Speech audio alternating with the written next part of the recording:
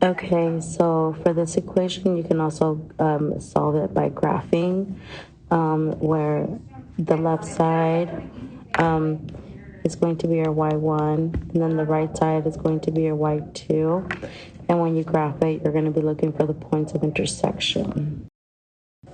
Now, when you graph it in your calculator, a quick sketch is going to be this.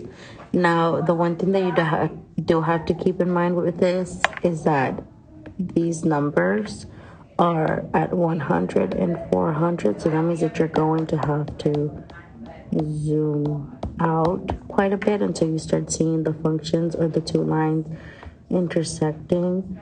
These two lines are literally only intersecting once, so that means that your answer is going to be at 225, 400. So again, your answer for this is going to be the x value. So at 25. You could also plug in answer choices to see which one makes it true or false. If you wanted to solve it mathematically, you'll just solve it using SADMAP.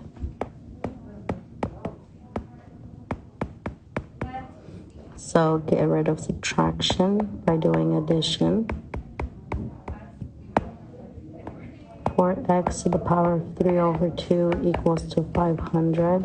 You'll then have to divide because you don't have addition, you don't have division, but you do have multiplication between the 4 and the x. So the way that you get rid of multiplication is by dividing.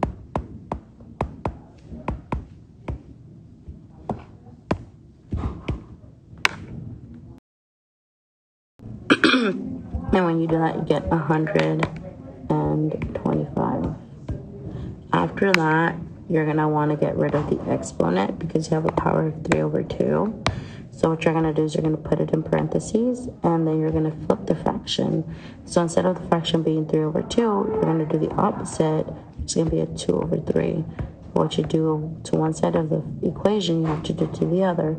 Now, because you're raising this to the power of 2/3, this is going to cancel out, leaving you with x equals 125 to the power of 2/3, which is then, when you plug it into your calculator, going to be 25, which is the same answer that you get up here. So you can get both answers, either one by graphing or mathematically, algebraically, except that the method in which you get the answer is going to be slightly different. But just remember that if you are graphing, you're looking for the x-intercept. Also be aware that your values are in the hundreds.